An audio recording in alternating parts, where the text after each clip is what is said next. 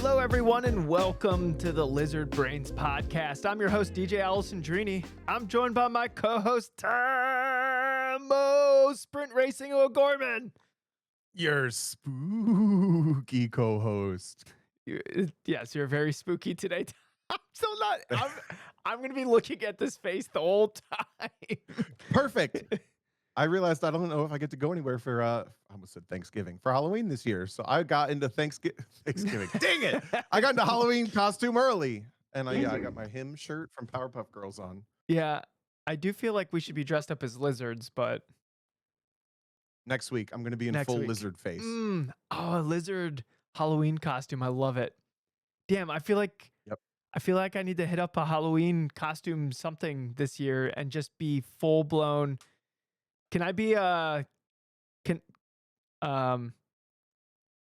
sure there's plenty of lizard costumes out right now. Have you seen the inflatable like lizard people? You could be Yeah, you could be an inflatable dinosaur. Yeah. That works. I have been one of those before. That's how I snuck a bunch of beer past the gates at festival a couple years back. True. I had so many, I really couldn't even hold them all. I was using like a hoodie as a bag to hold like all the beer that I was carrying for my friends. I don't even drink beer. It was literally for everyone else. Yeah, I was going to say, of all the people sneaking beer into a concert, it was you. I was an inflatable T-Rex. This is just a ploy to get people to watch on YouTube. Yes, it is. Yeah, Tom's. I don't even know what you are. What are you? What is this? I'm a skeleton. I'm a spooky ghost. Cyberpunk skeleton. I'm a cyberpunk skeleton. Okay. Nice. All right. Enough about that. How was your weekend? Oh, sprint racing. We get to talk about sprint racing. We both went sprint DJ racing. And I both went racing. Not in the same race though. But also autocrossers. It's your time is up. We're going back to racing. Kevin has a picture of me in the dinosaur costume. Oh my God, that's me. Yeah. You're handing me the beers. Look at that.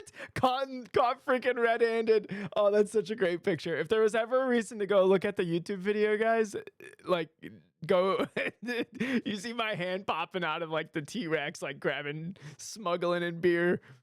Oh my God, that's so great. Oh, that's so good. Yeah, we both went sprint racing. You did a GLTC race in the race car that you won the year in GLTC in 2022. And yep, I took a friend of the podcast, Spicy Cat Racing. I took his Spec 3 racing at VIR.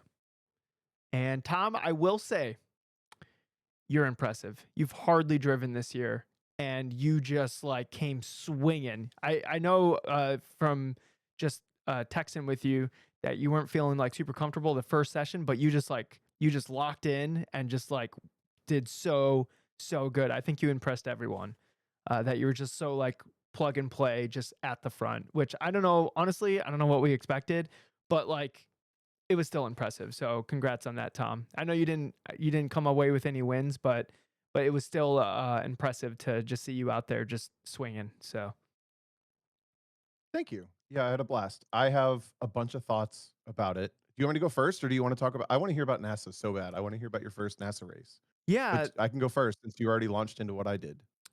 Well, I think we're gonna have more of a conversation about what like your weekend experience, but I can just go over like my NASA weekend. Yeah. Okay. And then since DJ set me up beautifully, I will set him up beautifully. He raced a Spec 3 at VIR at NASA's. Oh shit! What do they call it? Oktoberfest, right? Yeah, something like that. It was like their championship, like Mid-Atlantic, like end of the year race thing. Yeah. And then so you did Lightning, right? Yep, we were the race group. Yeah, we were the second fastest class in Lightning, but we only caught some like slow Honda. Sorry if you're a Honda Challenge person, but like we shouldn't be catching you.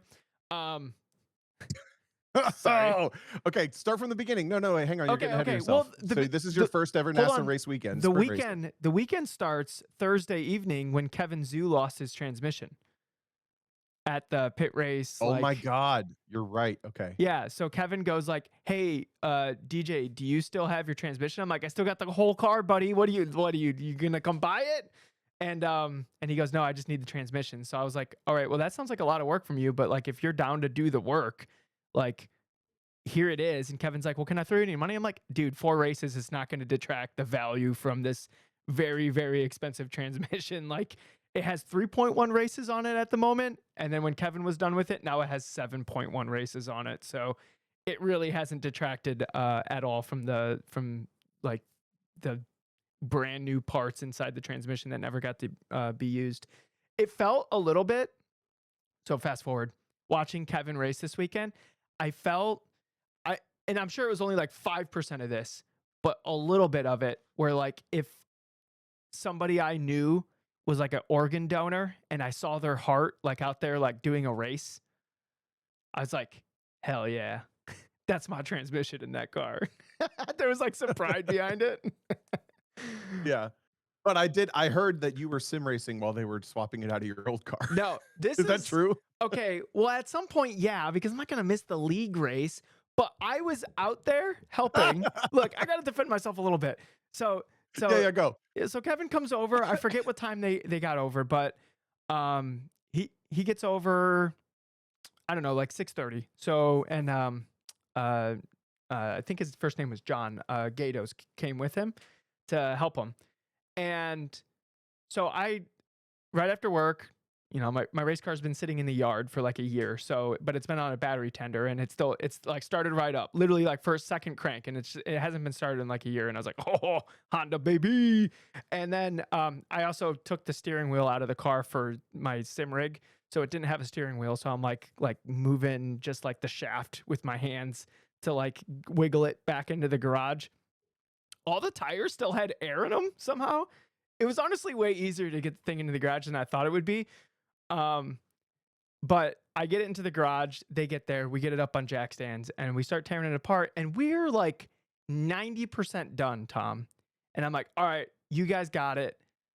I'm going to go do my league race, right? You guys got it from here. And so that's when I left to go do the league race. And I showed up, no warm up laps, straight into quali. Okay. So, like, that's what happened. It was mostly done. Okay.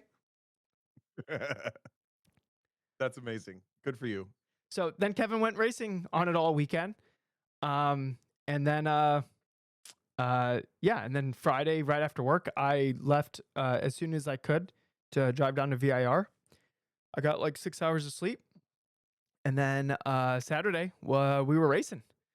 And I will say, like, I, it was my first NASA weekend competing. And I just didn't know where to go or who to talk to. And no, anybody I talked to really didn't have any of that information either. And so I went like to where everyone was like teching their car. And I said, hey, I think my car's already teched, and I'm like holding all my equipment, like all like my race gear. And I go, uh, like, where do I check in or register or get my equipment teched or whatever? And they're looking at me like I have an arm coming out of my head. And I'm just like, this is my first NASA race. And they're like, oh, it's over here. Like, I had to like preface that, like, I've never raced with you guys before. Like, help me, please. Like, just shove me in the right direction. So then I went to the registration table to sign up, and they're like, oh, no, you're good. You're DJ Spec 3. Yeah, you're good. Fine. You're fine. I'm like, do I need a wristband or whatever? And they're like, nah, somebody will find you and give that to you later. And I was like, okay.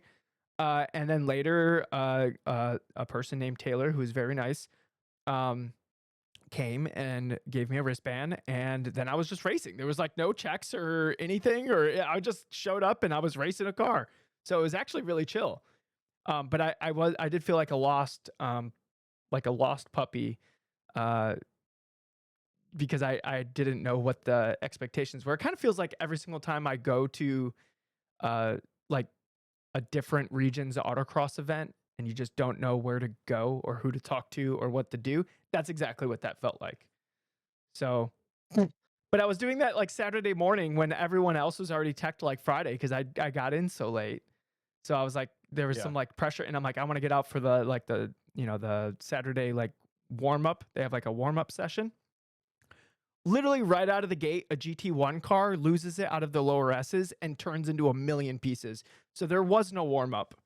It was just, and that I've never seen a car explode. So like not actually explode, but like an explosion of shrapnel of like different pieces. You know how like when Formula One cars, they like wreck and then there's just crap everywhere. That's what this was like, but just like I've never seen it in person or like had to experience it. Like I couldn't even cut through the grass because there was like like the hood was in the grass. So I had to like drive through the debris of all the stuff like all over the track.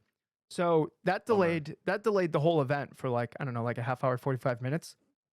So then quali was extra short and I got 0 like practice laps, just went right into quali. And I was like still like dialing in where I was going to brake for stuff like when quali was over, and I never got a clean lap. And I was like, okay, well, and I did like a 13.7. And I was like, all right, well, I know I can go faster than that. And I never went faster than that because the track got like so much hotter and like so much grosser. But man, Tom, I really missed the wheel to wheel fight because the top 3 they just kind of drove away from me. To be honest, a mix between I don't know, like our top speeds at the end of the straightaway after data review were very similar, only like a mile, like about like 3 miles an hour off. But from what I understand, like the tip top running cars, they would blow the dyno, but then they use a restrictor to like bring it down. So that probably just means they have a bunch of meat in like the torquey range. So they're just getting to like higher speed sooner, but then they like taper off toward the very top when it's just like you're sitting on the very top of the rev range, like just running into air. So I don't know how much pace was in that, but we also had kind of older tires, so I was off pace from that as well. According to the other people in Spec 3, that was worth at least like a second. And then looking at my own data, I was leaving about a half second of just like little mistakes here and there. Like if I put together like all my optimals, I would have been like a half second faster. So if you take in like the little mid range and then the tires and then my own mistakes, I think I would have been really competitive in the thing. So Was the sun in your eyes? it was in the morning, yeah. And the windshield was kind of dirty And too, so I couldn't really see. the dog in Oklahoma was kind of loud. Yeah, are you making fun of my excuses, Tom? No, I'm not. No, look. I think there's maybe a little, but I think it's fun. I think there's a conversation here because like I was feeling a little bit bad about myself because I was like, man, I'm like really, really off pace. And like I could tell that the other cars around me were like a little bit faster in a straight line. So I was like, maybe that's a little bit, but then when I was comparing data and if anything, the thing that made me feel better was the guy that I was racing with all weekend for 4th. We were fighting to death for 4th place. And he said one comment, and he probably doesn't even remember saying it. But he said something along the lines of, man, if you had tires and a strong engine, you would be a problem, or something along there. He's like, you're inch perfect. And I was like, oh, That's thanks, cool. dude. But like that comment basically made my whole, like I was kind of feeling bad about being off pace, even though like a lot of it's, most of it's kind of out of my control in some aspect, but like still it's like I should be able to rise above or whatever. Like that's the mental gymnastics that my brain's going through. And just him saying that is like somebody that I was like racing to death. Like it was like, okay, cool. I felt like I was doing a good job, but sometimes it's hard when the numbers don't say that you're doing a good job. Yep. So that was kind of like the roller coaster of my weekend. But while I was racing, and I was on the radio with Ryan, and after the second race, he was like, I wasn't sure how you were gonna get out of the car. And I got out of the car like buzzing because like we had this like really intense like back and forth race. And it like the intensity of it was like so strong. It felt like GLTC level of intensity. And like I was just buzzing when I got out of the car. And Tom, I missed it so much. I just missed the sprint racing fight. There's like it's different than endurance racing or anything. It's like it's that I just love the intensity of it. It's just so good. Yeah. But Tell me about the format you guys raced. You raced twice or three times. You did just standing starts at least once, right? yeah, standing start both times, which apparently I suck at. I don't know. I just got like absolutely destroyed in all I the mean, standing starts. you need to talk to Peter, apparently. Yeah, apparently. I don't know. I felt like they were good starts. Like I was like especially the second one, I'm like, heck yeah. Or like even the first one, I launch and I'm like kind of with the people in front of me, and I'm like, okay, it couldn't have been that bad. And then you know how like have you ever done a standing start before? Yeah, yeah. Okay, so you do the standing start. You like see the people in front of you. You kind of gauge like how it went, and then you're like, okay, cool. And then you start like looking around, like getting the bubble around you, like how did everyone else do? And by the time I like launched the car, looked up, saw how it was going, then do my bubble around me, somebody was on the right side of me, like in the grass next to me, and I'm like, ah! So I like moved over so like we wouldn't both die. But like that's how race one started for me. Was like I thought I did good. Apparently I didn't. Like, and then so then I was behind him and Danny Corliss. Oh no, I ended up beating him on the guy that got a really good start. Ended up beating him around the outside of turn one. But then I was behind Danny, and Ryan says Scott had the best start he's ever seen. It was honestly like I don't know how he launched the car. I want to see his video so I can like replicate it. Um, but I was behind Danny, and it was very interesting because Danny was like perfectly fine in like 90% of the track, and then he kept struggling in like NASCAR, and he kept struggling in NASCAR and hog pen. And then each time he would struggle in those spots, I couldn't turn it into a pass. So then I would just kind of be like sitting behind him. I'm like, and then he would be doing fine. So like on the back straight, I'm like, okay, I don't want to attack Danny because like we're still kind of in touch with everyone else. And then he would make another mistake, and I'm like, I really got to get by Danny. And it's I even in my video at some point I go, come on, Danny, like like come on, get it together. Um, Did you give him some sassy hands? no, I didn't give any sassy hands. I was trying to be friendly. Um, but it was fun. I'll have to get that video up for Danny just so he can see what it looks like behind. The guy I was racing, Ross, he has a video from behind, and it's always so much fun to watch yourself from like third person, like what your car looks like as you're driving it. Uh, Yep, and totally. I was happy to see that it looks very very iRacing, where like there's like a large commitment on like the turn in and the amount of track being used and like the float of the car like from edge to edge. I was like, cool. That's what I was hoping I look like because you're not sure like on the inside of the car, but like to me when I see that I'm like, cool. I was getting everything I could out of it. Is what I saw. So, but I had a lot of fun. Um, it Would you was do it again? Would you pursue it? I would. Uh, NASA sprint oh, that was my other question. Did you do multi-class at all? Did you it interact was with other cars at it all? was Other than the multi-class. slow Honda Challenge drivers? Yeah, DJ said everyone in Honda Challenge is slow. there was some off-pace Honda Challenge drivers. But they Kidding, didn't kidding. race me like that because that's my biggest fear with like multi-class is that like the slow driver races me for no reason. It's like, dude, you're you're you're not even racing. Like, what are we doing, right? Now, maybe if there was two slow people that were like similar pace, then it'd be like the perfect storm of like enraging DJs, like multi-class demons. Like, I that didn't happen, and anytime we did approach somebody that was just out of class, they were, very communicative. They were, pointing by. I know, I think I added a syllable in there. Um, they were pointing us by. They were like lifting. They made sure that like we weren't sitting behind them like in the upper S's, like just like splitting us and like completely ending our race that we were having. Because me and Ross were so similar in pace that like if anything interrupted us, then that was like, okay, cool. Now we're just driving around by ourselves, right? So Yeah. uh it I guess most of the NASA racing I've seen recently was either at like CMP or Gingerman, probably, or Mid Ohio. So those three tracks are much shorter than VIR. So you probably interact with people uh, much more frequently in the multi-class stuff. yeah, That to me is a little bit of a draw for NASA when they do like the three different split starts, and there's like the one wave that does the standing start, and the one wave the two different waves that do rolling starts, and you start to interact with each other within 2 laps maybe. Yeah, I think that is like that's actually kind of a draw to me the in races weren't even though that I know it long. could be annoying. The races weren't that Yeah. long because I think because that crash right in the morning kind of like messed up the whole schedule. So each race was like a little under 20 minutes when it should have been like two 30-minute races, from what I understand. I know, Tom, I never looked at the schedule. I just kind of jumped in the car when like I was told to. So like Frickin' pro driver. even though Ryan right off the rip said that, hey, I'm not gonna be able to pay attention to the thing, like you're gonna have to pay attention to it. But like I would have a general sense of when I needed to jump in the car, but I didn't know like how long I would be in the car. I'm just like, all right, cool, let's go drive. Woo. So Yeah.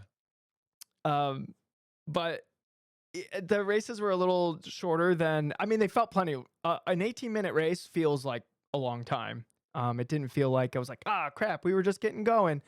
Um, so, but we didn't have that much multi-class interaction. Like we never got to like spec Miatas or E30s or anything like that. Maybe at like a track like CMP or some smaller track, like we would have had that interaction. But VIR is freaking huge, and there wasn't that many people there.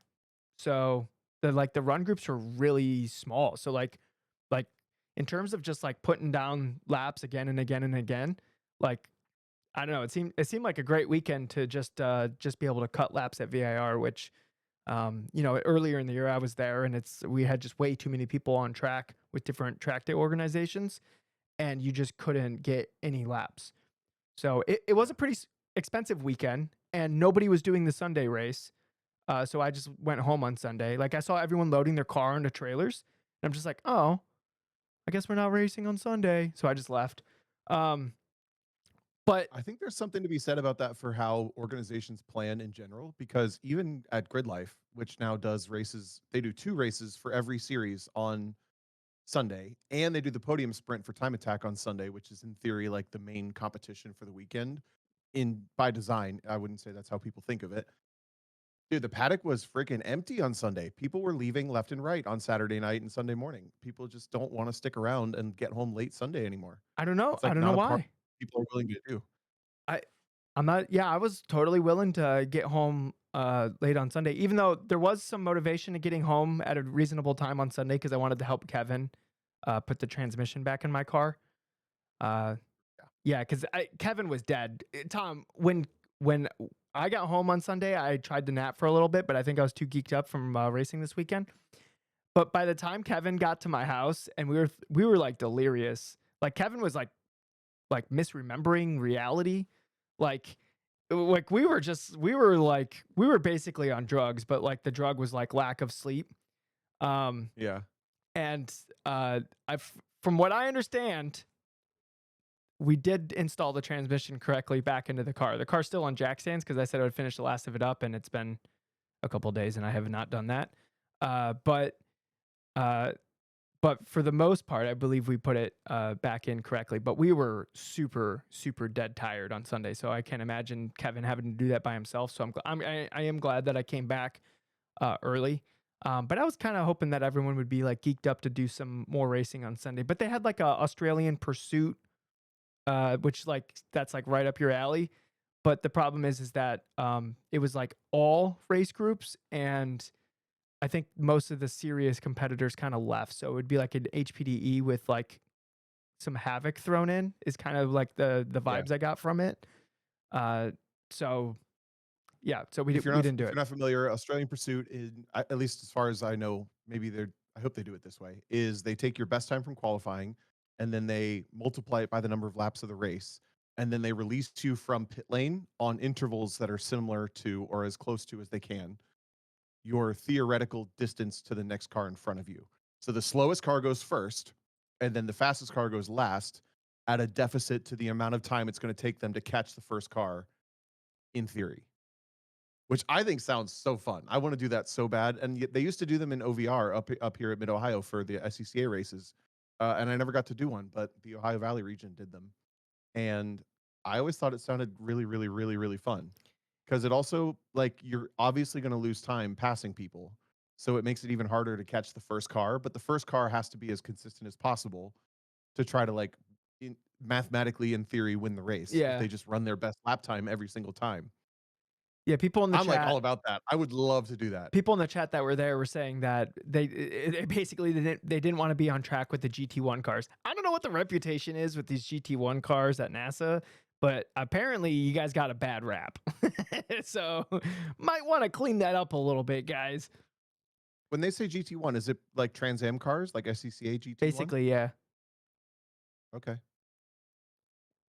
Yeah, maybe not like Spec Miata and GT1. Maybe let's do maybe let's do like let's do That's like what it would have maybe been though. ST3 German Touring Series 3 mixed with Spec Miata and E30. Yeah, no, that's what I would have been in a Spec 3, which is like a decently fast car. I was going 126 at the end of the back straight. Uh, with like what 170 mile an hour GT1s on the back straight. I guess, yeah. I Yeah, mean, yeah, that sounds a little intense, but either way, it sounds like uh I I I lost my train of thought, but I do want to do one of those races, and I also think the NASA weekend sounds pretty fun. it was pretty fun. I was known around the paddock as the sim racing guy. Oh, really? Yeah. Not the podcast guy? No, I don't know if there was that many podcast listeners because they gave me a microphone like to do a paddock interview, and they introduced me as Oh, the sim racing guy, DJ Alessandrini, and then they gave me the microphone, and I talked about my okay. race, and then which was cool. Like I went over like the whole paddock with like the microphone. I talked about my race and asked Ryan if I could race the car again, and now he's selling it. So that was that's the answer that I needed, I guess. Ryan. He didn't wanna tell you no, but He he didn't just wanna sold tell it you yes, so he's immediately. just selling the car. Ryan goes, "I'll have another." I'm just giving Ryan shit. Yeah, Ryan's selling Are it you because he has two Spec 3s. are you gonna be on NASA's social media or something? Where's the video gonna be? Eventually, so Taylor's the guy that does all of those, and he asked me if he could use any of my footage or whatever, and I was like, yeah, use it. Um, so yeah, I will probably be on some of that. Hopefully, I'm not on any of the NASA social media where they're like crashing into each other and stuff. So Dude, NASA does love a good crashing video for they social love media. crashing videos. I don't know They why. love I'm like, this is wild, guys. I like, look, Yeah, we all know it happens, but most organizations pretend it doesn't happen. Maybe that's like the that's difference. the It's like the full that's the transparency. spectrum. Yeah. NASA loves a crash video, and SCCA won't even post a car on 2 wheels. Like, Yeah. that's the that's the That is. spectrum There's of nothing in social between. media. Yeah. Uh, that's cool. Alright, I'm glad you had a good weekend. Yeah, it was great. It was great to be sprint racing again. I'm gonna have to find my way into some more sprint races. It was good. I felt like the oh my god I'm alive juices. And you know what, Tom? As we were putting together, you know, putting that transmission back, and which was like bringing up some PTSD from 2021. I'll tell you, Tom, like tearing out the transmission, putting it back in. I was like, oh, I've been here before. Um, Yeah. I don't know. Part of me was like, I don't have the money, but like maybe I could find it to like get this thing going again. Like I was like, So, I don't we've know. never talked about this, but I'm gonna bring it up now. I have a lot of people ask me why you don't race your Civic anymore. And my answer, because think I think I know why you don't race your Civic. And it's because when that crash happened at the end of 2021, this is me projecting onto you. I think that you knew what it would take to fix the car over the next 6 to 8 months. And instead of that being the thing that your heart really wanted, I think that you had opportunities to co-drive with Peter in autocross, to compete at national level in autocross, within a year and And 2, time 3, 4 trials months from that. and stuff as well. Like, Exactly. yep, You a couple people said like you drive my car in trials. You got to do one lap of America twice. Like the ultimate goal for you in motorsports is to drive and be the best driver you can be. correct. And realistically, shutting down the rest of your life and taking every opportunity off your plate except for fixing the Civic does not meet that goal. And you're in a position where you have the opportunity to drive almost every weekend on autocross. You can do time trials and track days fairly regularly. You get to do one lap of America, which is competition. and now some endurance racing here and there. Like it's spiraled into what does achieve your goals. Yes. And all of that says that back over the last 4 years, fixing the Civic did not end up as a high priority thing. Even though, like, if it really was like, I want to race the Civic, like, I have to go and get back out there, you could have shut everything else down and you could have fixed I that could have car. done it. Yep. Or you could have gotten a donor chassis, whatever. And I honestly, I've always said to people is, I don't know that you've thought about that, but it's just what felt right. You're just you're doing the thing that felt right. Like, Dude, this is, I'm going to get the seat time. I'm going to drive better. you're 100% spot on. And I think in the moment, because I remember in 2022, and if you go back to the podcast, like I was like trying to figure out a way. Like I took a job with a huge pay cut, and then I was like, okay, so maybe I could figure out a way to do this. And money was like always the issue. And then I started coaching, so like money got a little bit easier. And at this point, I think I would have enough money to do. I don't think I could fight at the front of GLTC just because the costs have exploded so much. But I could be out there, you know, top 10, and maybe I'll win Yeah. every once in a while if like shit really goes my way, right? But like I wouldn't be fighting for like a championship or whatever. Like I could get some invert wins and stuff like that. With like whatever my budget would be. But in 2020 and 2021, I spent all the money I had plus a lot more. I was in a lot of debt after 2021 and Christine bailed me out. And I only drove a couple times that year. Too big to fail.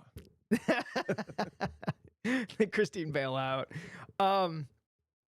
But I only drove a couple times that year, and I was actually having this conversation with Kevin, where I didn't feel like I was becoming a better driver in 2021. I felt like I got to a point, and then I was kind of just stuck there. And every weekend that I drove, it felt like I got to about how good I was on the previous weekend by the end of it. And it didn't feel like I like was building on anything, even though I was still sim racing a bunch, and I was so busy like trying to work overtime and fixing the car and like I wasn't really doing any autocross events. All my money was going toward just having that car like show up on a racetrack every chance I could, which was only like, I don't know, like 5 times that year. So I really only drove 5 times that year. How good can you get at something if you're only doing it 5 times a year? Right? And like you said, my goal, whether I realized it at that point or not, is just to become the best driver that I can possibly become. And I felt like trying to have the car functioning on a racetrack on my own effort was actually going against my goal of being the best driver that I could possibly be. I think it had its time and place, and maybe it'll have its place at some point in the future.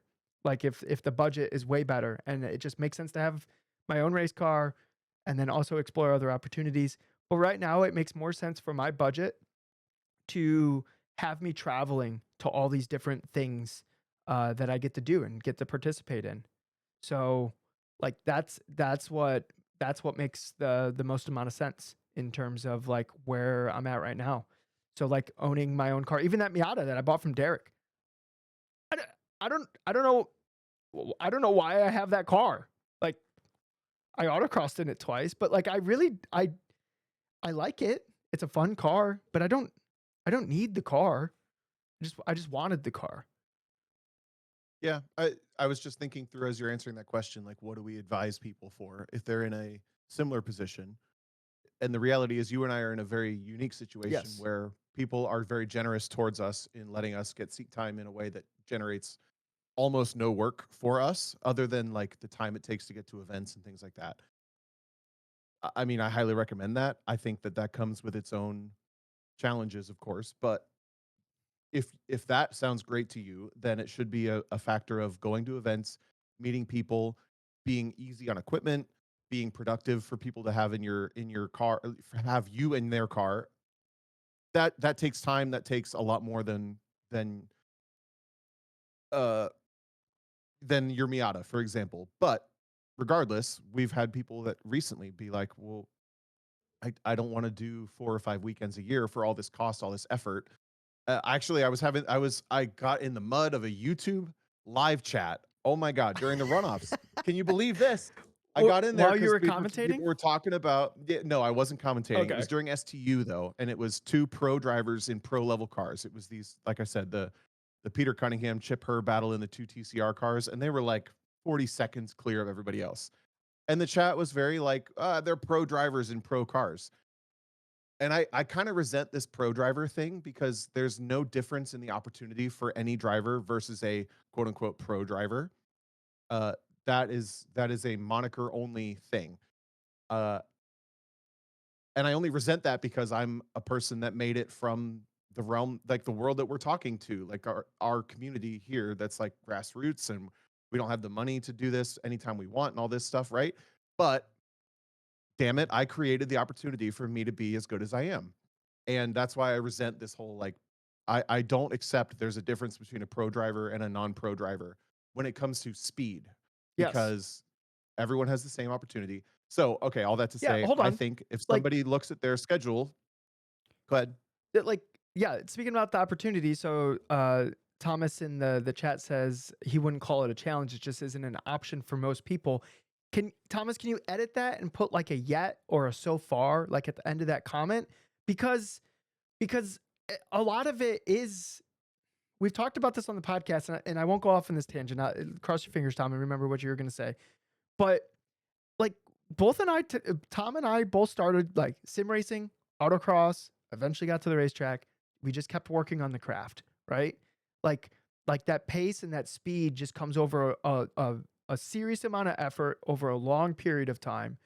And then that's where like the proficiency in the craft comes from, where then it makes more sense for you to be driving uh, and giving other people value. The owners that let us drive cars, there's value in different ways to those people, that maybe sometimes me and Tom don't understand, but like there is value there, or it wouldn't be happening.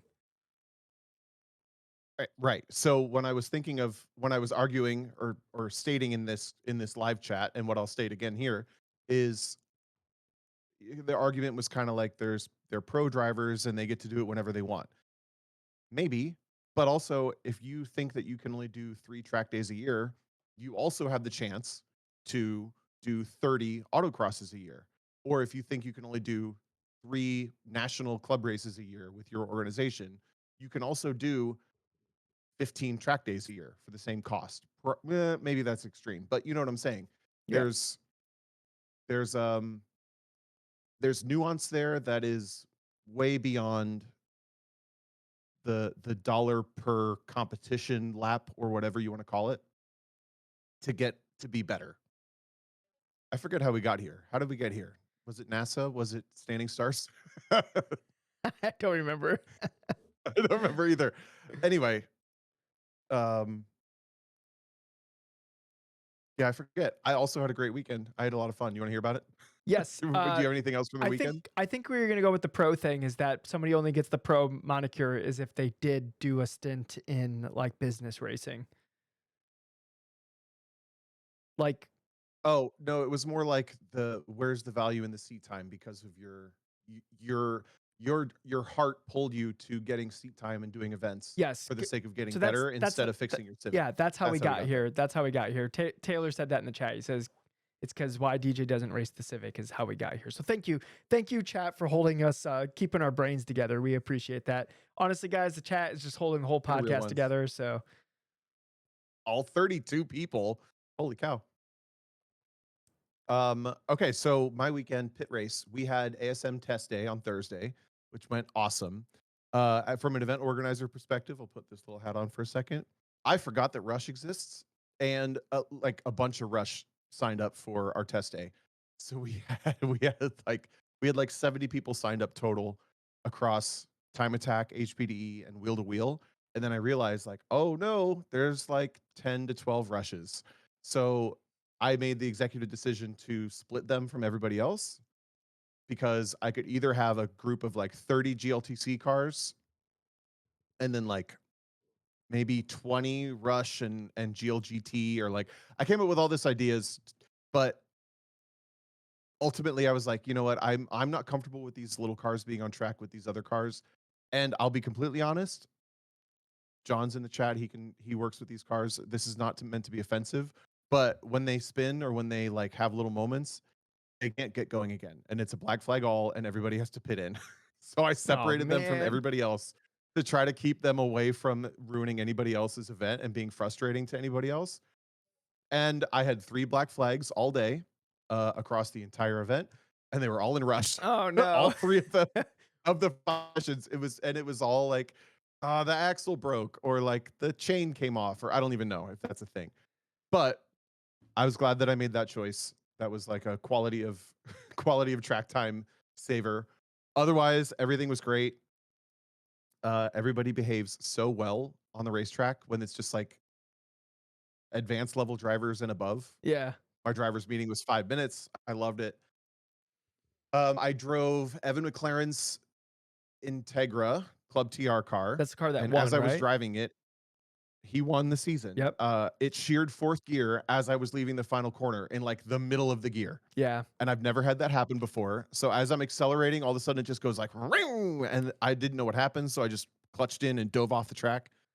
Um, and then I drove Kevin Zoo's Civic, which then broke 4th gear Yep. in the transmission Yeah. Guys, right after. if you feel anything for your 4th gear, if it's hate, then have Tom drive the car. But if you happen to I want know. your 4th gear to exist, maybe look elsewhere for for a pro level driver to drive your car around a racetrack. I don't know. Like TJ or something. Yeah. Have you ever broke 4th gear? In my own car. That's why I put Oh, a okay. that's why I Okay. put the Neither of fancy us. gear set in it. So then, but I did drive Salil's car and Andy's car and my car, my S2000, the car I raced, not my car. Uh, and they didn't break, so I bet 60%. Mm-hmm. Okay. Pretty good, 60%. pretty Wait, good. 60% successful, not broken, or 60% broken? 60% not Not broken, broken. Okay. 40% broken. Good. All right. I'm Yeah. glad we could, because that's an important that's important because if you were over 50-50, then it's like, oh, that's literally a coin toss. But guys, it I is know. better than a coin toss that your car will come back functioning. Just for the disclaimer, I know Tom didn't have anything to do with the cars breaking. He just happened to be in them when they broke. But Thank I you. still Thank you. think Yes. it's fun to give Tom shit. Like he had something to do with it. So The only thing I have to say from the test day, other than that, is Andy's BRZ is the best twin I've ever driven. oh, Like period. And I've driven a lot of BRZ what was so good FRS about it? GR86. It was this perfect balance of like it was sharp on the front end, and it pointed into the corner great the way that a twin typically does, but it did this thing where it gained grip under load, and under yaw. So as the rear end started to rotate out and as the car yawed out on entry, it gained rear grip. It like So dug if you in. just like it just dug in, and then like you could get on throttle early and it would just like freaking haul through the corners instead of doing that BRZ twin thing where it just like turns into like an infinite rotation machine that I feel like 90% of them do. When you're on throttle and like you're riding out the exit, you have to be like super super tight on your hands and just like really really precise so the car doesn't over rotate. This thing just gained grip. And Ryan asked, it's on Motons. Yes, it's on Motons.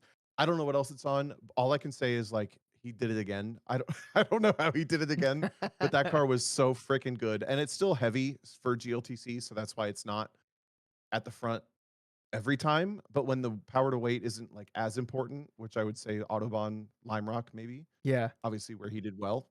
So good. Anyway, and Yeah. I know you have I know what like I you know have what one. I know what diff he's on. Peter Schnorr. I think he's in the chat. Good he is. All right. Yep. It's like if you have one of those cars, like pick his brain and also pay the man. Don't just bug him. But like, dude, that car is so good. Okay, so then we do I drive my car, my S2000 for like 4 laps, I think. And there's no lap timer in it because as I'm getting in the car, Andy goes, "By the way, there's no GPS in this car. I robbed it for some other car." The So I have parts no car. lap times all weekend, Yeah, yeah. no data all weekend. Yeah, the 2022 GLTC season winning car, parts car. Here, Tom. I mean, yeah, that's what it is. Yep. So I get in and I just want to be near somebody who's like I just want to know kind of where I'm at. So I find Eric on track, Kutil, and I'm running with him. And I just kind of felt like a doofus. Like the car is just so knife edge and touchy. I'm talking about the S2000 now, that it if you're off throttle, it pushes. If you're on throttle, it wants to rotate. And I did not have the precision in my head yet to just jump in that car and go fast again. Yeah. And I think I was talking to Andy about this, and I don't know if this is necessarily a great thing, but I think it's the reality of that car. When like I miss how hard that car makes you work and be perfect and what it rewards you with when you do that. Yeah. So like the window for the BRZ, for example, I just talked about how good that car is. I jumped in, it was fine. Like the window in the BRZ was so wide. It was very forgiving. As it yaws out and over rotates, it gains grip, so it's not a problem. It doesn't just go to a push. The S2000, if you're trailing off the brake and then you don't get back to throttle, it just pushes. But if you crack the throttle, then it rotates, and if you crack the throttle too much, It tip into over. the throttle, it Yeah. over rotates. So all this to say, like if you got it just right, it's unbelievable. It's just so fucking good, freaking good. Sorry. And if you get it wrong, it's not good. It's not special. It's not fast. And then like because I have this relationship with it, I know that I'm doing a bad job. So Yeah. the whole thing is like ultimately I left the weekend so happy to have gotten to drive that car because I forgot how good it can be when I'm also good. Yeah. And then if I'm not good, it's not gonna give me anything. But when I'm good, and honestly, you can see on stream, if you go back and watch the stream, I was not perfect all weekend. I missed downshifts. I got like oversteer moments in on camera. I got understeer moments on camera. You can see me fighting with the nuance of this car still because I'm not right there, but I felt close most of the weekend, and I was really happy with that. Um, it didn't affect my results for the weekend. We'll get to that, but The, um, the biggest thing that I struggled with was honestly downshifting because the transmissions in those S2000s, you cannot tell them what to do. You have to let them do what they're gonna do. Yeah. Yeah. Yeah. And I miss so, okay, so I do my practice session, it doesn't feel that great, but I'm like, "Okay, it's kinda there." Um, the most encouraging part of my practice was I drove Andy's BRZ and he drove Trainer 3, the S2000, and he chased me, and I put down a lap that I was really happy with, and it was a 54.9 in practice, which was really fast for practice on the test day, and he kept up with me. So I'm like, all right, he can keep up with me. I can keep up with me. All right, we're good. Like we're gonna be in the window. Yeah. Yeah. Yeah. Because Andy's been really Practice. competitive all year. So Andy's car's competitive. I knew Eric had done a 54.6 and I did a 54.9. Um. Anyway, so I skipped practice one because it was like 9 o'clock in the morning before drifting, before time attack, before the sun came out. It didn't feel productive. I do practice. I was first in practice. And up to that point, I didn't really care about like the dynoing and the power to weight and all this. I had Andy's dyno sheet. I had what the car weighed, and I was like, I'm just gonna go conservative on this, and I don't care. So as I finished practice, Eric had sat out practice, and he comes over as I was first in practice, and he's like, "Hey, are you gonna dyno?" And I was like, "No, I'm not gonna give him my money. You know, it's like $100 to dyno." And he's like, can you please, Dino? I don't want you to get disqualified and like be a part of this competition without it affecting the championship. And I was like, I guess, like, but you have to pay for it. did he pay so for it? so he paid for me to go dyno the car, and it made exactly what we thought. Um, so then we go on to Eric is qualifying, and dude, Eric I is super lizarding that. He's like, I need all things to go in my way. Yeah. basically, yeah. Yeah. So we go into qualifying, and Eric went out first. I go out second. There's like all the competitive cars are in a row. And I don't know what happened in qualifying, but I was just like, the first lap was garbage. The second lap, I missed the six. For turn one, I had to go 6.54 in gearing, Yeah. and I immediately go 6.3. And I just like, I start to over rev the engine. I feel it happening. So I'm just like managing the clutch, and I snap off the track and I fly off into the grass. And I come back on and I do 2 laps. I don't have any timing in the car, so I have no idea what I ran. Yep. I pit in, and Kirsten, Andy's sister, tells me that I'm fourth. And I'm like, ah. But then she goes around and checks all the tire pressures, and they're all like 4 psi high, which to me, the Kumo, which is what I was driving, if they're above 30 psi on my car, they're trash. And they were all at 32, and my target is 28. Okay. So I had her reset everything, and I like drop the clutch, tack her up, dump her, get back out on track because there was 15 minutes of the what I thought was a 20-minute session left, and I Yeah. thought if I like get around really fast, maybe it won't be So over you yet. you have a little bit of an adrenaline hit at this point, like a go, go, go. I Yep. missed my shift. I'm go. Like Yeah, yeah, yeah. Well, so you got a much little going bit on of in a my head. mental reset though. Like when you were pulling out of the pits, did you feel like good mentally, or were you still a little frazzled? It was like as long as I don't get the checkered, I'm good. Okay. So it turns out the session was 30 minutes long, not 20. So I got plenty of time. Okay. Um, I do my next lap. The car feels way better with, and by way better, I mean it's like it's a small amount, but it's enough. And I end up getting pole that next lap. But I don't know that that happened because I don't have radio or timing.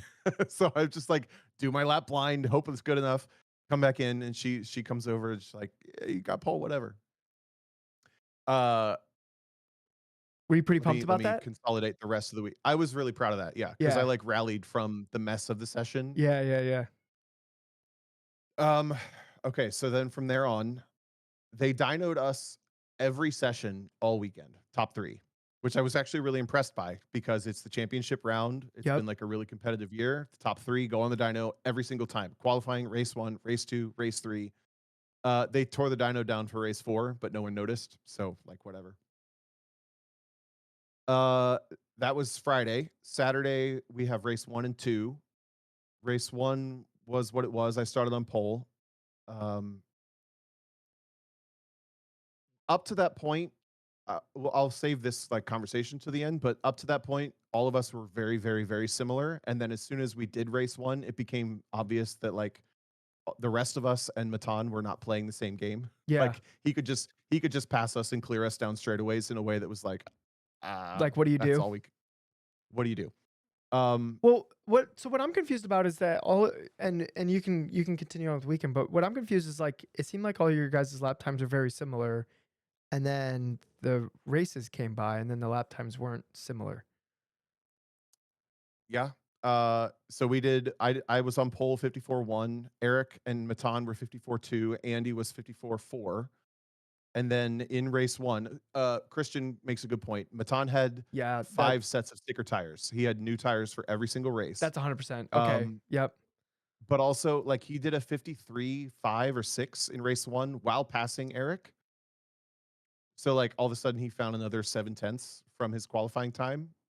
Honestly, Strange, but that okay. to me sounds like Matan was making mistakes during his qualifying. That's what that sounds like. Yeah. So, anyway, he dropped a 4th at the start. Anyway, I want to get to that later. Okay. Race two, I start second based on finishing second. Race 3, I start third based on third fastest lap. Race 3 was probably the most fun because it was like all of us got jumbled up a lot, and it was like it's the one worth watching on stream, excuse me. Um, and honestly, Eric, Andy, and I had such a fun time battling. It looked Like we great. and especially Eric and Andy, dude, those cars were like lockstep. They finished door to door 2 of the 4 Yeah, races. yeah. They were side by side up the straights all the time. I definitely had more power than they did, so I was a little further up the road, but if you watch the stream, you can see me struggling with the mistakes of the car. There are times where I'm holding them up, and then the next lap I pull away. Like just small little slides and issues and here and there. Like that's I wonder how if you're like visible. yeah, so because I noticed that because I watched all of Andy's races that he posted on YouTube. And I will agree that that car looks like it drives freaking great. Andy did an awesome job on that car. But you could see that you were kind of like pulling from both him and Eric on the straight. So I wonder if like just your gearing was like a little bit better than theirs, or were you like on the bleeding edge? Or oh no, you No, didn't have I rewards was weight. You didn't have any rewards weight. That makes more sense. That's what it was. yeah. Yep. Okay. Never Yeah, mind. Andy Mystery was at solved. 2%, Eric was at 5%, I was at 0 Yeah. for the Okay. season. Then that makes sense. That makes And sense. Tom Right. was also at 5%. So that I think that was the most of it. I also think that there were just small that track just probably I don't know. I think I had a better car than they did for that event Yeah. for a number of reasons. Race 4, my diff blew up, I saw that. and I've never had a diff blow up and also fill the cockpit with smoke. So that's why I bailed off as fast as I did because the cockpit filled with smoke. And I was like, I don't know what this is. Do you know what Because the I felt the diff going and I was like, this is gonna suck. I'm gonna pit in. And then all of a sudden the cockpit fills with smoke and there's smoke pouring off the car and all this. So I just like fucking freaking what did bail it feel off to the like right. besides the smoke? Because A I've had diff, a final drive fail. Was it the diff or the final drive? the ring and pinion Okay. is what Andy said fails. Yep. Gotcha. So I don't know what that is, but it's an on throttle resonant with the amount of RPM, like the rotational RPM, Yeah. rotational, rotational. What's the word I want? Um, The rolling speed of the car made the noise. yeah, it's with the rolling speed of the car. Yeah. So I felt it happening as we went through 9, and then the smoke happened in 10. So I bailed off between 10 and 11. Which I will say, your bail Uh, off was like the most pro level thing I saw that whole weekend, by the way. Because like you like did you find that in the moment or did you know where it was like before you got there? Like did you get kind of lucky or like explain it to us because Tom, you were already really impressive. That was the most impressive thing you did all weekend. Literally no, not I didn't know it kidding. was there, but I knew that if I got off track, I could find somewhere to go. Yeah, okay. And I kind of knew what it was. The smoke threw me off, but then I ended up driving back in after the race to try to save the schedule so they didn't have to come like get me with a flatbed Yeah. because I knew it was the diff, and that's happened before. Honestly, like I think my repertoire of what's broken on cars that I've driven has given me a lot of Yeah. understanding of what's like, oh, that's the diff of this car. This has happened before. Yeah. That's funny. Um, That you've driven so many cars and they've all failed in specific ways that you're like that's Tom doesn't know technically what happened. He's just like the last time a car felt like this, it was this thing. Kinda, Yeah, yeah. that's funny. Um, and it wouldn't have mattered. Like I ended up finishing third for the weekend instead of second, which I was surprised by, but I love like that was cool. I had so much fun racing with people. Um, so the part that I want to talk about is like the off track stuff, and I want to start with like my own headspace. Um, because I took the first 6 months of this year off, and part of that was because I didn't know what I couldn't get excited about anything. I didn't have any goals that I could come up with, and I didn't feel excited if I thought about like, let's say I repitched to Bridgestone a whole season's worth of stuff, and we continue to show off the RE71 RS. Was not interested. Do more champ car racing. Wasn't interested. Do more WRL racing. Wasn't interested. Like I could not be excited about anything. So I ended up waiting long enough, and by March it was like, uh, I don't know what I want. So maybe I'll just end up taking a bunch of time off. And I was finally able to verbalize to people this weekend what that did for me, and I wanted to say it on here. It allowed me to only like when opportunities came to me, I responded to what I was excited about. For example, driving the Oldsmobile at Lime Rock.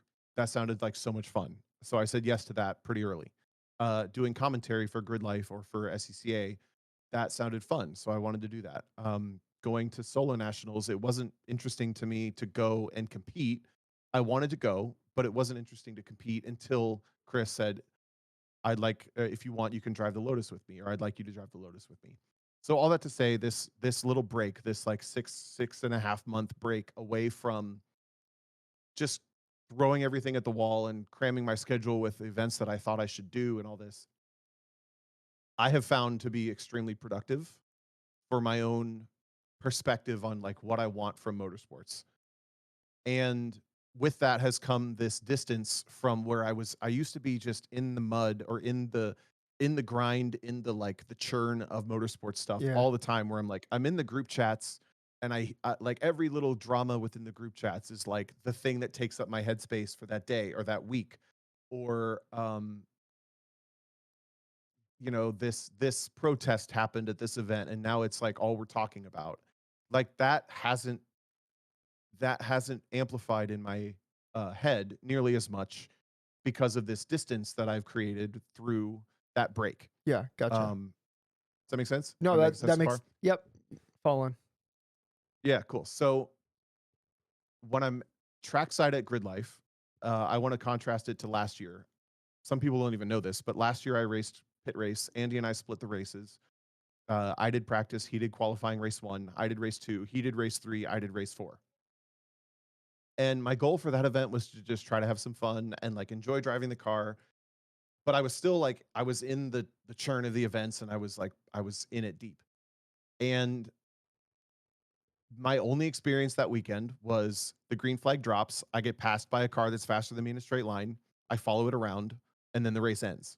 I had zero, not a single wheel to wheel engagement that entire weekend across a dry race and a rain race. And like, it just like, I was pissed. I was so cranky about it. I was so upset and I didn't have any fun. And it was just like, why are we even doing this? This is a waste of time. It's disrespectful to all the competitors that this is how this is. Like, I couldn't get it out of my head that that was reality at the time.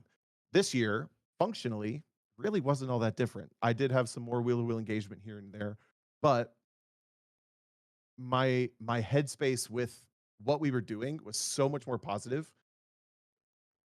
I don't know that I have a lot more to say about that part of it other than like the break and the distance from something and the like personal reset was amazing for my mental like I just had for my mental perspective and my mental state at the track. I had so much more fun. It didn't the little things didn't bother me. I was letting the little things bother me so much last year and even over the last 4 years when I look at it. And this time it didn't happen. So I have noticed that that's been a trend across the events this year in general. But at this event, in contrast to last year's event of the exact same thing, it stood out like a sore thumb to me. And you think it was the like just taking that break and just getting like just some new perspective on it, like just getting basically getting out of the mud? Is that like what you're contributing to just like letting the little things roll off you and not really affect like, your fun to be had? I think so. And I don't know that I hope that's productive in a way to think about for people. I don't know if it is, but I guess one you'd have to realize like, am I in the mud? Because I think when you're in the mud, it's kind of hard to tell that you're in it, right? it is. And I feel like I watch it happen more than I did before. For example, there's been a uh, not to dredge this up, but there's a bunch of like 2 weeks ago, I want to say there was a bunch of bickering and like debate over some stuff that came out after autocross nationals over a car that had its headrest removed and like set in the footwell. And there's like group chats I'm in, people are like fighting each other over this, and it's just like I don't care, whatever. You're Like, like, what are you? it's a We're headrest. bickering over a headrest. Yeah. Like, are you serious?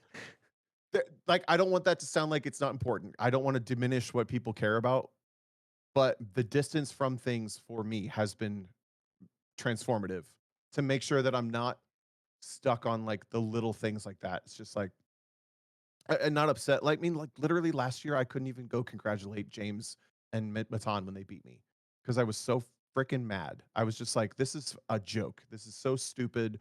We're all of our time's being wasted. This isn't racing. Da da da da. I Da. remember trying to console you, and there was like I couldn't even talk to you. I was like, I was mad. I know, and Yeah, I was and like, it was I like, don't know how to help Tom. Like he's just but I fuming and it over here. and I let it affect my way of interacting with other people. Anyway, so fast forward to this year, there are some things I want to talk about from this year. I I was really proud of myself, and also, honestly, I think the anti-anxiety medication that I've been on for about a year now has helped with that too. And part of it is last year I did not. Andy just reminded me of my spooky costume. Oh no, the cyberpunk skull ranting about this. The last year I did not leave our paddock except to go drive the car, and then I went back to our paddock. This year I went around on a scooter and on a golf cart, and I talked to people, and I said hi, and I went like I stopped by and sounds like the caught up with sounds like the Matan, medicine and I is caught up working. with Luke, and I Yeah, caught up with Adam Ulrich, and I caught up with Eric Jensen. Like it was just really nice to get out and like not feel anxious all the time. good. So that's helpful. But also, um, uh, when we did race one, and it became obvious that like we are not playing the same game as Matan can. In other words, he's running a lap time 7/10 faster than the rest of us could do, passing us, and then just like like buggers off. He's like up there, and he passes us down straights and all this. First, let me say congratulations to Matan. He won the season, he won the weekend, he won the championship, and that shouldn't be taken lightly. And also, the amount of work and effort Oh that yeah, takes yeah, yeah, yeah. is unbelievable. and we've all been there. Like you and Matan I at put the least have work been in. there. He absolutely put the work in. Like, And there were so many yeah, people there cheering for him, and there was so many people crowded around the dyno, like filming him finish the dyno every race and all yeah, this. yeah, yeah. That's a cool I energy. want this I want this to be removed from that, and I'm unfortunately like I know it's fresh and the body's warm and all this, but I'm talking about my experience from the weekend when it became obvious that like when Eric and Andy and I pulled into impound after that race happened, and it's just like, well, I guess we're gonna We're drive around racing we're each other, fighting you for know, like we're second. not. Yeah, Yeah, it okay, so that introduced this new dynamic where I mean Eric was pissed, Andy was a little cranky. I was fine because I was having a good time. And that was like really positive for me. But that shifted the mood from the weekend from how it had been for 2 full days, our test day and practice day qualifying, into the race day stuff. And unfortunately from there, I think it just evolved into maybe the worst toxic environment that it's been that I've ever seen. like the Um, interactions between people, or and not trackside necessarily, but in group chats and in it's just there was a lot of like underhanded stuff, like comments and things like that. And uh, I think that there's a really interesting dynamic to be discussed with like how do they create something that it used to be, or how do they get back to how it used to be without that becoming the main thing. And honestly, there were some people who jumped immediately to like he's cheating again, Matan's cheating again, V8s are cheating again, da da da da da. There are other people who were obviously proud and happy. Um, and I kind of said I realized this thing that I kind of made it my mantra for the weekend, which was it doesn't feel fair, and that makes it less fun. yeah, And that was like the only thing. And I tried to check every time anybody brought up cheating. It's like you can't accuse people of cheating he's passing the because we don't dyno. know. And Yeah, on it, it's passing the dyno, but even the details aside, we need to collect more data. We need to da, da, da, da, da. That's not an interesting conversation to have because the root of the thing is it doesn't feel fair, therefore it's not fun. And those of us who were, you know, we were racing what felt fair, it was a lot of fun. Like Andy and Eric got out of the yeah. Like, car every race and like having a if it blast. wasn't a fight for second with one car that seemed unfair, then you guys would have been having the greatest time of your life. So if you just take that into perspective of you guys are still having that super fun race, that like it like if it was capable of the most competitive people in the series being able to ignore that they're fighting for second, you guys would have had a great time. But that's And hard to we did have do. a great time, to be honest. Yeah, like, but then there's this annoying thing called the scoreboard where it's like you guys are in second, third, and fourth, right? So our Yeah. little lizards can't help it. Yep, yep. And it made me start to think about like, what do you do with that dynamic? What do you do when it doesn't feel fair, therefore it's less fun? And unfortunately for this specific scenario, I don't see a way they can fix it within I'm talking GLTC specifically, other than separate whether it's V8s or Corvettes. I think it's probably just Corvettes because the V8s in general seem okay into GT. And like because the environment has been I mean there's literally people group chats and fighting with each other. There's like Louis Gelati accusing Eric of wasting time on his frickin' drywall instead of like testing his car. It's Did he like, say guys, what that? are we doing? What are we doing? Why is this is becoming so Ugh. personal and so toxic and Dude, so what? nasty? I didn't know And about on and like I say all this because ugh. I was in the mud like this before, and I'm seeing it from So a little bit of a different you're watching perspective now that's people like you're watching people like like fight each other in the mud, and you're just like, "Guys, none of us have to be in the mud." a little bit, but then like what do you do about it? If it was a situation where we're on track and every single straightaway, a car with more power, more torque, more weight could end up alongside me for every corner and fight me all the time, great. Or like I'm pretty realistic. If I see a way that I could have won that race, I will be honest about it. I will be completely the first one to like beat myself up about it. And then when I watch somebody else just like I said, just like bugger off. Ugh, God, this isn't that fun. And then there's also the reality that at Autobahn, Matan felt the exact same way in the flip side. Like I just drove around in third and Andy and Eric drove Yeah. off and they beat me. So okay, so I was gonna So bring then this what do up. you do about this when it's this toxic and when it's this like difficult to figure out on data track to track? I honestly think they just need to separate them. Yeah, so I was gonna bring this up. Is the experiment of GLTC was we're gonna make every car be able to race against every car, essentially, right? Like that was like the initial like sales pitch of it back in 2019. Essentially, I'm like summing it up a lot, but maybe some engines and some platforms and some aerodynamic packages within the rule set are just not like it's just not fair. Or there's such outliers that on specific tracks it won't even be a contest. So then if you like game theory this out with unlimited money and like unlimited resources, then people start having like specific GLTC cars for specific tracks, which is like kind of silly. So to me, it's almost like it needs to be narrowed down a little bit. Like maybe we don't have the lightest of the light cars in there, or at least they'll never be competitive. And then the heaviest of the heavy, like we don't have those either because such a large spectrum that you can't have it work at all places.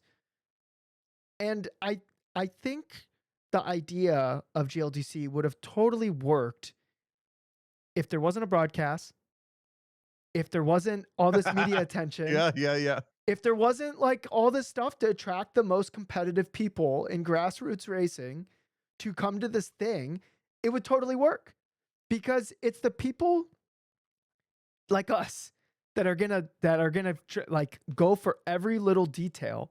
The lizards, we're the ones messing it up. Like we're the ones messing it up for everyone. It's where like things are gonna be taken to the level where these imperfections in the rule set are going to be glaringly obvious. And if it wasn't ever taken to that level, because when GLTC first started, it was Aaron Lichty in a BP powered Miata, so the stock engine, and Eric Catillo with like a B18 like Civic, and those two were fighting each other to the death. Those cars would be like 20th, if not 30th by now, right? Like it's like progressed like so far beyond that. Um, that it and like all the details are being figured out and they're going to keep getting figured out. So to me, the scope of what GLTC is, in order for it to be somewhat not even like competitive or fair, but like racing that is engaging both to the audience and to the people doing it, where it's just not a car just driving by people in the straightaways or just like being a rolling chicane through like the twisty bits of the track, right? Because like right now it's just too varied. Um, it needs to be narrowed down. Like the weight just needs to be reined in. Certain chassis need to be out. So like I don't know, like V8 or 6 cylinder with turbo, just like out. And then like and then you have like a max weight that's lower. Like it just needs to be narrowed up a little bit. Like right now it's just too broad. So like the sandbox to try to even out is just too varied for like any human to figure out. That's my opinion on it. Sure. I don't know. I don't have those strong opinions on details for sure. What I know is I watched this weekend from the inside, but also the outside, of course, because you're watching group chats, you're watching conversations in the live stream and whatever. I mean, there's from this weekend alone, I had pro drivers from Indianapolis texting me about how silly it looked. I had track owners from people in the United States. I had people from within the Grid Life staff while they're at the track being like, "What the hell's happening?" Like the list of the list. There's an autocross chats of people like autocrossers are being like, "What's going on?" It's such an It's such a extreme list of people who see the problem at this point. It's just like like I don't think the details matter. I think it's an acknowledgement of the problem that needs to matter above everything else. Uh, because it seems so like there's no amount of data or information or things that will make it more obvious than it is. And my thought about it became like, what do you do about it? But my biggest takeaway from the weekend was just like, let's say you're a new driver to GLTC, you come in with your car, you join the group chat, and all you see is fighting. And then by the end of the weekend, 3 of the big names in GLTC have left the chat after saying something nasty to each other. And then, like, it doesn't seem like anyone had fun. Yeah. That sucks. Kind That sucks. of That missing the sucks so goal. much. Yeah. And I've been a part of that problem, and I hate that. Like, now I have this little distance and this refreshed mindset of perspective. I don't know. I don't know. I just hope that that's not what carries on, because that's not the reality. Like, the reality is we did have a crap ton of fun. Like, Andy and Eric and I, and like the invert race, the start was super fun. Like, all of us agreed at the end of the weekend we had a blast. But there is this damper of something that doesn't feel fair, that makes it less fun, and it makes us all feel like there's this thing we can't ignore about it. So I don't know. I don't know. I think it's a problem I don't envy. I've said that a lot on this podcast. And also, grid life people I know listen to this, and they might take it personally that we're talking about it. I hope they don't. This Yeah, is please not a don't. personal issue with anybody. This is like a meta issue within motorsports. Yeah, this is That this is just a felt problem. very amplified by us, This is a problem by that my all weekend. classes have. Yeah. That's why I wish, I mean, even sim racing, where we're definitely racing all the same stuff, still has like kind of the same issues with like you'll have sim racing teams like absolutely lizarding out like the ideal setup, or they'll be extracting data out of the sim to know exactly when to pit when it's like this specific amount of wetness, or like there's a whole nother level to where Tom and I are in the simulator, where it's just a whole nother level, and it's like an entire team effort to be at that level that like mere mortals can't even compete at. And that's in sim racing, when we're all literally we're driving the same cars. Does that make sense? Yeah, but I'm immortal. I don't know. Yeah, I said us mere mortals. Oh, you're Oh, us mere mortals. yes. I thought you were like, and then those of us who are amazing, the No, people no. are just gonna all. I hope that's Sorry, not what sorry, I sorry. said. That's not what I meant. If that's what I said, I hope that's not what I said. I'm saying, like, I'm thinking of like the red lines and the Apex Yeah, yeah, racing yeah. and No, all you're right. like all You're right. these You're right. all these sim teams that are just like unbelievable. Like me and Tom will practice our asses off to set like the fastest time we can on Bathurst GT3, Not me. Not me. and then Verstappen will go like 1.8 seconds faster than us, and it's like, where was that?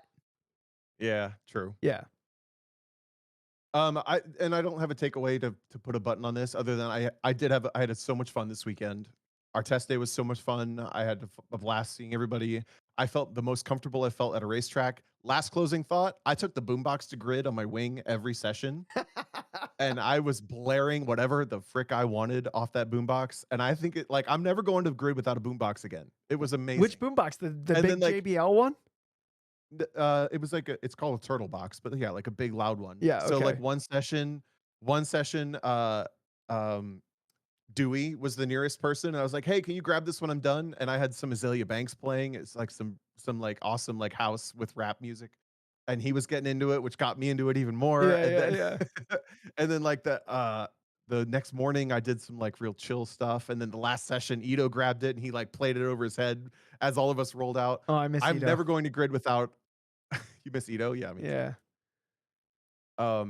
It was so fun. Okay, so the boombox, that was the big takeaway. Boombox on That grid. was your big takeaway? Dang.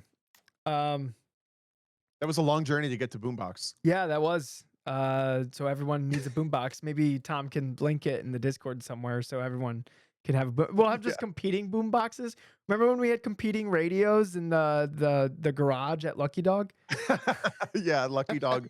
We were blaring some music, working on the car, and then the Mustang people next to us turned on the loudest, most aggressively aimed at us country music they could.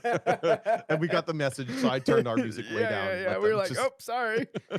I swear to God, like I think My Tractor Is Sexy was like the first song in that playlist, and I knew exactly what they were going for. So. Yeah. Okay, we have 8 minutes before you have to coach. We should do one question. Okay, I agree. Which one do you want to do? We got two easy ones. Do the thing. Oh. Emails. All right, DJ, this is from Devin in honor of my birthday. It's my birthday. I'm 34 years Happy old. birthday, Tom. DJ, you got to tell us 2 stories. DJ, when did you meet Tomo? And DJ, what's the most embarrassing Tom story you can think of? I don't know if I could think of a embarrassing story, but when oh no, I can definitely think of an embarrassing story, but it's really embarrassing, Tom. Should I tell it on the podcast? Dude, I'm sitting here in a full face of makeup. Okay. Come on. All right. Like a skull. I'm still not sure if I should tell This is embarrassing enough in itself. So the first time I met Tom was at a track night in America, my first time at a racetrack, but I didn't know it was Tom. It was just the novice instructor. And I'm sure I just like glazed over when Tom said his name. But I remember I would listen to Tom on different podcasts like Slip Angle and then some other like some SCCA stuff. And then I think you were on some other podcasts. And if Tom was on a podcast, I would make sure to listen to it because like that guy knew what he was talking about. That's what I remember thinking. And then one day I saw Tom at Solo Nationals. He was talking to somebody and I was with my co-driver at the time and I was like, we should go talk to Tom. I have a lot of questions for Tom. Because we were in line for food. Nope. Vietnamese food. Nope. This was at like the Texas party at the thing. Anyways, you were talking to somebody and then they walked away and I immediately was like, oh, now's my chance. And I like walked up and was like, hey, Tom. And I like introduced myself to you. And I remember asking you questions like, hey, I plan on going racing at some point, but I don't know how I'm going to get there. But like, I'm just focusing on like myself as a driver. What do you think was more beneficial for your like road racing? Was it sim racing or autocross or maybe karts? And you told me sim racing. And then we talked about sim racing for a little while. And then we talked about autocross and this and that and whatever. And then the conversation was kind of done. And I was like, oh, thanks, Tom. Like, really appreciate it. Like, good luck this week. And then I remember afterwards, I was like, oh, crap, we should have had him drive my car in like a test and tune thing. And so we had to do that. And then I thought that was it. I thought Tom is moving on to bigger and better things. He doesn't have to deal with little peon DJ over here. And I was waiting in line at a food truck and you came up and just hung out with me and also waited in line. And that was kind of the start of the friendship. Yep. That was the start. I don't know how you, I don't know how to describe this other than like when you meet somebody, you can see that they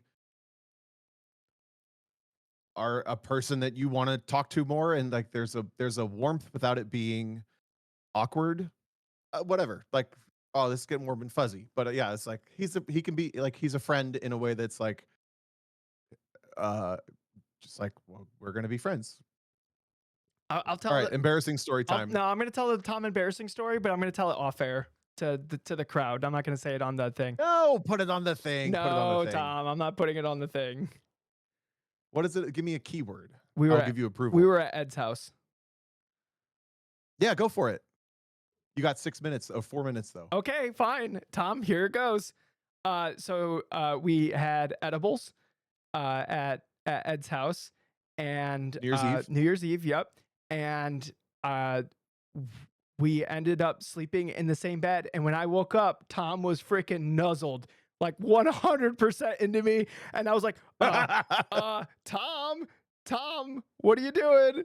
And like, I was like trying to like slither away and Tom like, cause Tom was full on sleeping. He just like squeezed me and I was like, oh God, I'm freaking trapped.